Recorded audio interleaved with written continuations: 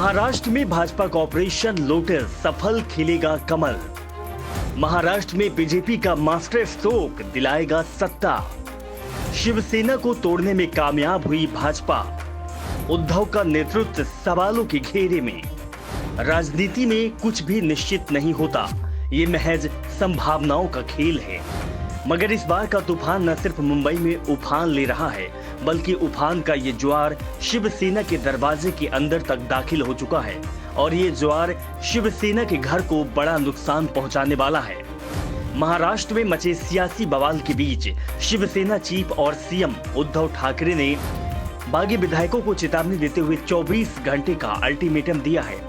उद्धव ठाकरे ने अपने करीबी और बड़े नेताओं के साथ बातचीत में साफ संदेश दिया है कि बागी विधायकों के पास 24 घंटे का वक्त है।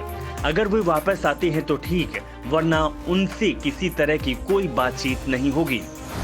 सियासी संकट के बीच शिवसेना ने एक अहम बैठक भी बुलाई है। शिवसेना मुख्यालय में होने वाली इस बैठक में खुद उद्धव ठाकरे मौजूद रहेंगे। बैठक में पार्टी के तमाम बड़े नेता और पदाधिकारी शामिल हो रहे हैं। उद्धव ठाकरे के हुंकार के बीच बागी नेता एकनाथ शिंदे के साथ शिवसेना के तमाम विधायक जा रहे हैं। सभी बागी गुवाहाटी के एक होटल में मौजूद हैं। शिंदे का दावा है कि उनके साथ 50 से ज्यादा विधायक हैं, जिसमें करीब 40 विधायक शिवसेना के हैं और साथ ही 12 निर्दलीय विधायकों का समर्थन भी शिंदे को मिल रहा है। शिंदे के दावे के बाद सरकार गिरना तो लगभग तय माना जा रहा है। साथ ही शिवसेना के वजूद पर भी खतरा मंडराने लगा है। शिंदे ने यह भी दावा कर रहे हैं कि पूरी पार्टी उनके साथ खड़ी है।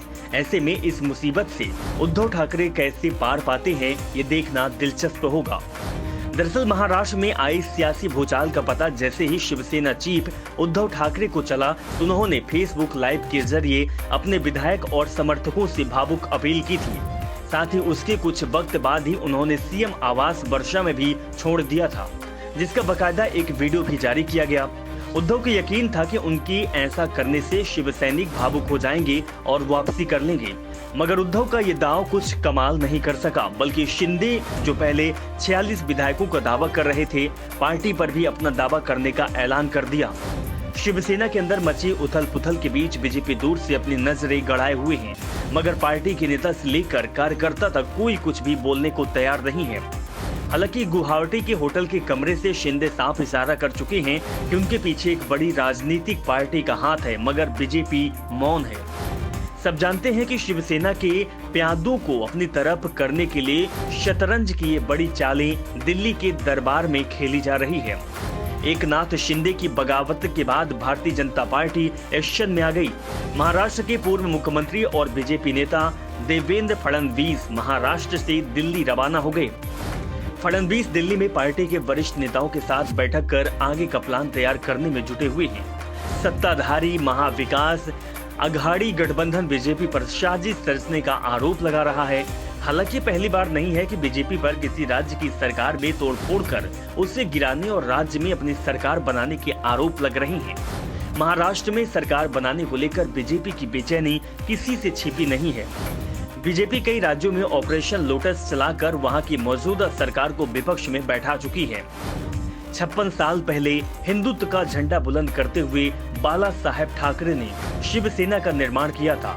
तब से 2019 से तक शिवसेना खुद को हिंदुत्व की पार्टी कहती रही।